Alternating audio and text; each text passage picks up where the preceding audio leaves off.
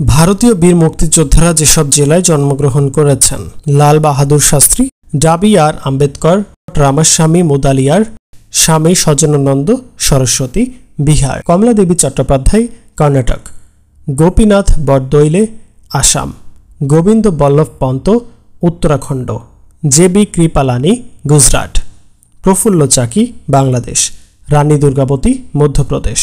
মঙ্গল পাণ্ডে, উত্তরপ্রদেশ; সুখদেব থাপার, পাঞ্জাব; মুজাফফর আহমেদ, জন্ম পশ্চিমবঙ্গে; রফিক আহমেদ কিদওয়াই, উত্তরপ্রদেশ; পুরুষোত্তম দাস তান্নন্দ, উত্তরপ্রদেশ;